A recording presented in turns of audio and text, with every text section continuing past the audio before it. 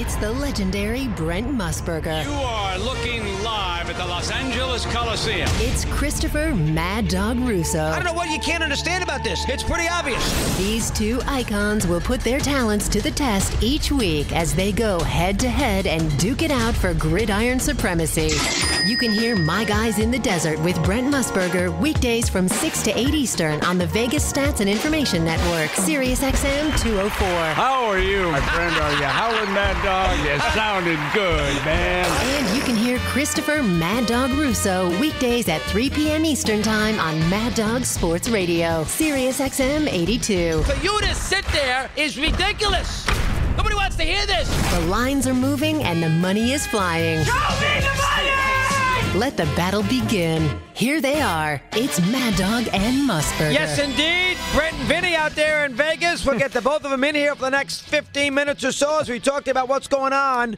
National Football League Championship Sunday. Brent, how are you today, pal? Okay? Dog, I am great, my man. I love you. Broke that losing streak last week. You'd been killing me. You sure did. Don't remind me. Vinny, nice to talk to you. How are you today? Okay, pal? I am well, Mad Dog. There's another week, two great matchups. The four teams everybody wanted to see. Yeah, indeed. Brent, we'll get to Vinny, too. Brent, we were doing this a good part of the day today. Top 10 championship games. Chris Berman gave me the idea because he did it. The top 10 championship games in the NFL. I did it since Super Bowl I, and I put the Ice Bowl number 1, but I also put the Cowboy-Packer game of 66 in there in my top 10 because you knew the winner of that game would win the Super Bowl against Kansas City. I know you covered the game in Green Bay. Did you go to Dallas for that first Packer-Cowboy game or not? I was in Dallas for that. You were? Still trying to thaw out, I think, or something. What do I know? Anyway, the Ice Bowl, Mad Dog, will be at the top of the list because of everything that went on around the game. And I remember those of us, and I was a newspaper man at the time for Chicago's American, and I remember that the legendary Red Smith, who has left us, he could not. He was from Green Bay, born and raised in Green Bay. Yes, born and raised in Green Bay. Was a very good friend of Vince Lombardi's, and we'd been over to the coach's house. He always has a cocktail party. He and his wife Maria, especially for the New York press. He loved the New York media. They always really had a cocktail party. Wow, oh yeah, okay, go ahead. Oh yeah. It was because he would say, the hay's in the barn. There's nothing I could do, and we would go over to his very modest house, and I read. Arrived late, got into a traffic jam, and couldn't find a parking place in the press lot. And he parked upwards of a couple of miles away. And I have to tell you, when he finally got upstairs into the press box, he was. I'll never forget the scene. I didn't know if the poor rascal was going to be able to make it. We thawed him out, but then we had to chip the ice off the press box window so that we could see out to the field. And I know that Frank Gifford told me that he was one of the broadcasters, that he sat down a cup of coffee on the open broadcast booth, and it froze on top. I mean, there were all these little things that went on with the game. And then Coach Lombardi told us afterwards that defense was easy against the Cowboys' passing game because Bob Hayes, when he was not going to be involved, he would put both hands inside his warmer when he came up to the line of scrimmage. And Willie Wood was one of the safeties. Herb Adderley was one of the corners for the Packers. They would rotate on the other side, knowing that it was not primarily going to go to Bob Hayes. And I remember, as cold as it was, Mad, how well both teams actually played throughout the course of the game. I was stunned at the caliber of play. It was so bitter cold. Vince was furious. He had purchased something from General Electric, and they promised him it was going to be thawed out for the game, and of course it wasn't. It was frozen rock solid. And then on the winning touchdown, which Jerry Kramer has always received full credit for blowing that hole open, it was actually two guys. Skoronski, the center, if you go back and really look at that tape, he's always been undervalued on that play. He helped Jerry blow that hole open. The Cowboys could not dig in down there by the goal line at that time of the afternoon in Green Bay, and they were able to blow the hole, and Bart Starr got it. It was it was a memorable day. You know, the games that stand out that are the ones where a lot of things go on around it for some reason that you remember, not just the football. So certainly, and then, you know, ever since the Super Bowl era took off, to tell you the truth, championship weekend has been overshadowed by the Super Bowl. That's the game that we wind up remembering. There have been some great games on Championship Sunday, and this week could be no exception. We've got two very tight lines, a couple of rematches. A lot of great things can happen. Terrific over/under numbers on both of these games, so the fans can expect a lot of excitement. And then the winners will go down to Atlanta for the Super Bowl. All right, Vinny, how about the betting trends? I mean, I know these two games are bet heavily. It's the last real big weekend of the year in the NFL where you can sink your teeth into a couple of ball games. Do people bet? See, I don't like betting over-unders in championship games because to me it ruins the game. I want to watch the game for what it is and not worry about who's going to score. I want to root for somebody. Does that affect the betting? Do people bet the over-unders as much as they bet who they think is going to win these two games on Sunday afternoon? Yes. The general public will participate in the overs. They love points. And you have to remember this. You look at these two matchups, Mad Dog. These are two teams that were backed very heavily. And for the most part, especially when the Rams and the Chiefs played, those games were bet over. So when the public comes up and bets these games this weekend, they may go with the Rams or the Saints, but with their parlays, they'll have the over involved. When they go to the Patriots Chiefs, they'll get involved with the over because they love to see points. Professionals now will wait for the public to drive these numbers up some, and then on Sunday in particular, they'll get involved with the under. In fact, some professionals have already bet the Patriots under. Don't forget that game opened at 59.5 and now sits at 55.5. Wow, 59.5. Yeah, I'd bet the under in that game, too. The Saint line, Vinny, has gone down a half a point. So yes. there's a lot of L.A. money here on the Rams this week. What's the story about that? More money. We opened at 3.5, and a couple of other places that did. But you know what? It did not last very long, Mad Dog. And so for the most part, it's sat at 3 for the better part of the week. It did go back up to 3.5. On Tuesday, but didn't last very long. So typically, here's the thing. This is the most key number in our business, the number 3. 18 to 20% of the games fall 3. So we're going to take our time in moving this money off of the 3. And that's why most places will, in fact, keep it on 3 and then adjust the juice. So instead of minus 110 on both sides, you might see minus 15. You might see minus 120. But here we're going to use, we'll go to a half point if we have to. So in other words, then, I didn't realize the math. 18 of 20% of NFL games fall along the 3 line. Is that what you're telling me? 18 to 20%. That's where the game fell 3. All right, now we're going to finish. We're going to do the picks here. As we want Brent to have a little chance to do it, and then I want to come back and ask Brent a couple themes here. Vinny too. Believe it or not, I've been beating Brent late in the year, but not this last week. He killed me. I got no points with the whole scenario with our little chart that we do, whatever that's called, the power line. So I only have 30 points based on the 2 weeks in the postseason. And Brent last week got 60 in the divisional round, so he's up there 60 to 30 with the points. And he's also now tied me for the records for the year at 28, 30, and 2. So we have 3 games to break this tie. I'll let Brent tell us how he wants to do the points.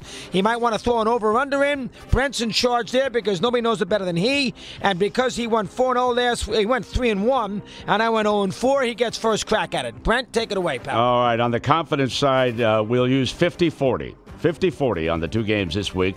Mad Dog, 50 points for your first pick, 40 for your second. Obviously, you got to win it. Sit at 3. Those are the numbers we're going to use. Because I got first pick this week, I am going to go with the Rams plus 3 for my 50-point pick. I know this is a rematch. I've got tremendous respect for Drew Brees and the New Orleans Saints at home. But I think that Ndamukong Suh has come to play. I thought he was a really key factor against Ezekiel Elliott last week when they advanced onto this game. And that defensive front, they picked up Fowler late in the season. They have Talib back in that secondary, so it won't be Peters having to watch Thomas alone all night. I believe that they've got 2 running backs now Anderson along with Gurley. They can control the line of scrimmage. I believe that unlike the Philadelphia Eagles, the Rams can score in the second half. They've got a good field goal kicker. They got one of the best punters in the National Football League. I'm going to go with the Rams +3 in New Orleans. All right, now, folks, I have to be careful here because I have to try to catch Brent with the points, and I'm down by 30. So if I try to match him, I can't catch him. So I have to go opposite him if I want to have any chance to win. So you got to keep that in mind when I do this. I will put... I'll put 50 points on Kansas City. I'm a little worried about it because of Belichick and his ability to, sort of blend everything in defensively and do some things for Mahomes and confuse him a little bit. But the Patriots are 3-5 on the road. The Patriots have never gone to a Super Bowl after they lost in the Super Bowl the year before. The Patriots have not played well on the road in conference championship games. I think that field will be a little difficult for them, with be a little slippery. I think the Chiefs will do a good job getting a little pass rush on Brady. I think Mahomes got a little magic in him. They have a lot of weapons from an offensive standpoint. Reed, from a scheme deal, he can scheme well offensively, so maybe he could take a little bit of way of what Belichick does so well on defense, because one thing Reed is, he's a great play caller. I don't trust Reed with the management of the game, timeouts, field goals, going for it, not going for it. But as far as his scheme, I think he will keep everybody in the mix, and he's got good play calls, and I think he'll move the football. You got to be a little worried about Mahomes. First ever championship game. He plays the position like a shortstop, and maybe one of those sidearm throws gets picked off. You can be concerned there. But, I'm going to go with the home team here only because of the fact that they're 10-0. These home teams in championship play last 5 years. I think the Chiefs are due. I think Reed is due. All that in the mix. I'll put 50 on Kansas City at -3. That's game one for me. Right? All right, Mad Dog, good pick, and I'm glad you went in that direction because I was going to go the other side anyway. So I'm going to do the Patriots are my 40-point pick, and for a couple of reasons. I went back, I put the tape on for a while, and I watched the Chargers in New England last week. Everybody knows I didn't like a team west to east 2 weeks in a row, 3 weeks in a row on the road. I love the Patriots in that situation.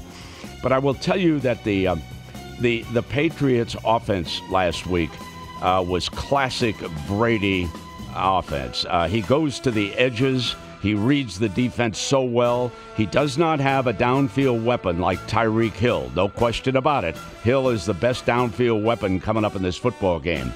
After watching for a while, I then wanted to look at some stats.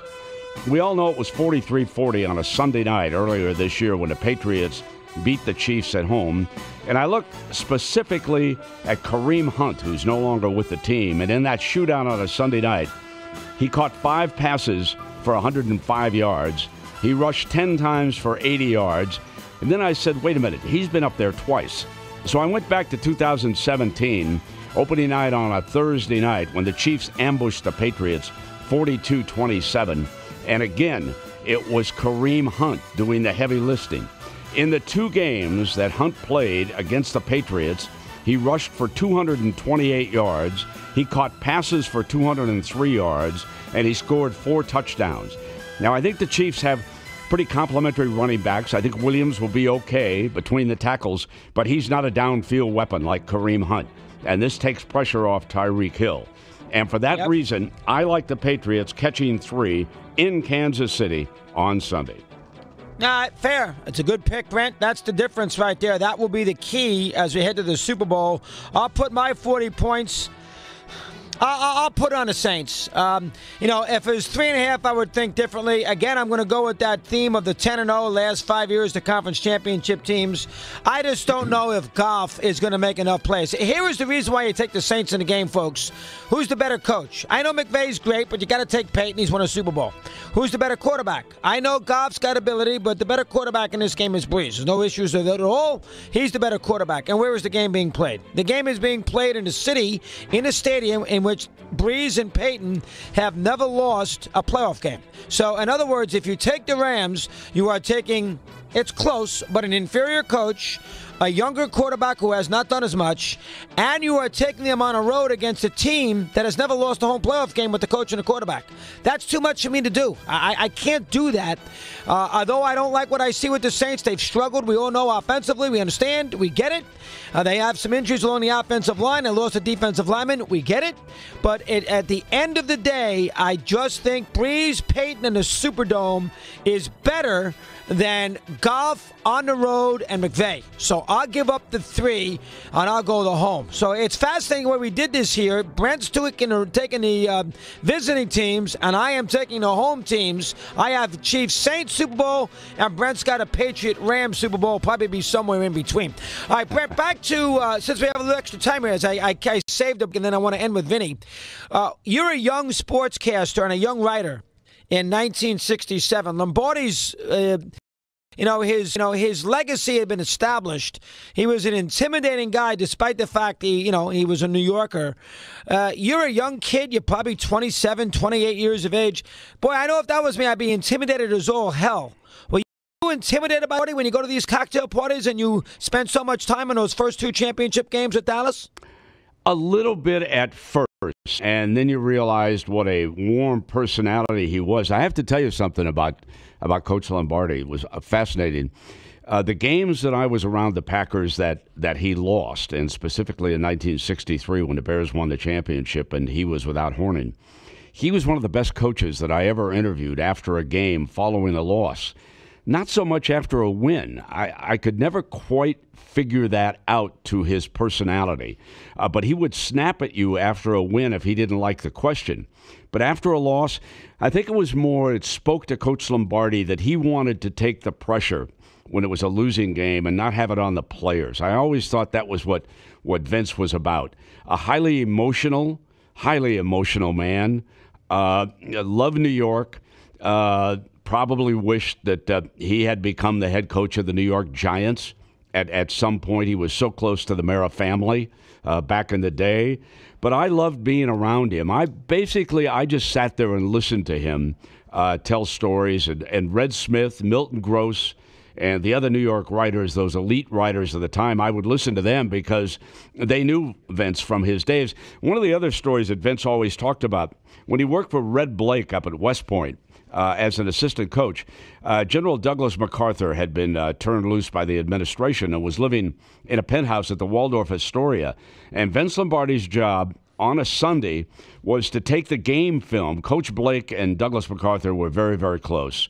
And he would drive the game tape, and at the time it was all film. It wasn't videotape. So he would drive the film down to Douglas MacArthur, who would watch it on Sunday night and Monday morning, and then he would have a conversation with Coach Blake up at West Point. It was those kind of stories that I loved sitting around just listening to the old coach about, because he was a wonderful, wonderful man.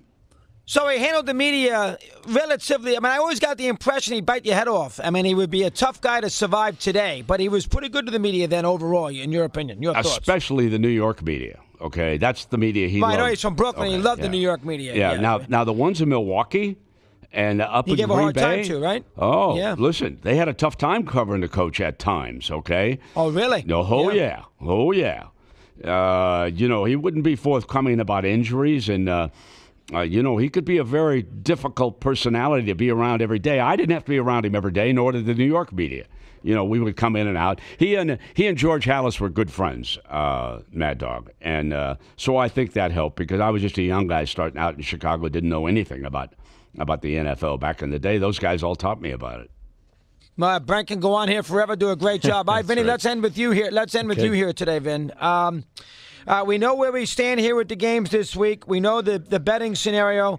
How much activity is lessened after Sunday? You've had a big run of football. You had the championship game, all the bowls. You had, obviously, the 8 games in the NFL the last 2 weekends. And last weekend's the game stunk, to be honest with you, except for the Eagle game. The games are terrible.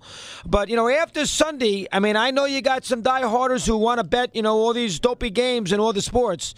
But after Sunday, it gets pretty quiet, I would think. And then you have the Super Bowl, and then it gets quiet into the NCAA tournament. This is a slow time for the casino business, is it not? Well, after Sunday? A little bit, yes. I'm not not going to sit here, Mad Dog, and say that we're going to be as busy once the Super Bowl comes and goes in a couple of weeks. However, what I will say is this.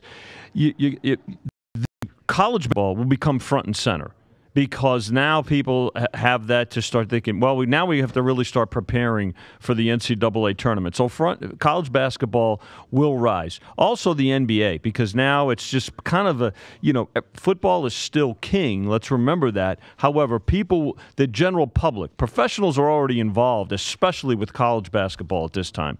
But professionals also now will watch and see what the public does. The public will get more involved now with the NBA. A little bit of hockey, but certainly college basketball. And then once March Madness gets here, remember this, Super Bowl, the single most wagered event of the year, $158 million last year in the state of Nevada alone. But for sustained action and overall handle, that 2.5 weeks of March Madness, the NCAA tournament leading up to, that's even bigger, over $303 million in our state. Will anybody bet the Australian Open here with Nadal Federer if they play? Are there bets on the 10 or no? Nope, yes, but mainly starting, it'll really pick up the quarters. The quarters will see the most action, and from there to the semis and, of course, the finals.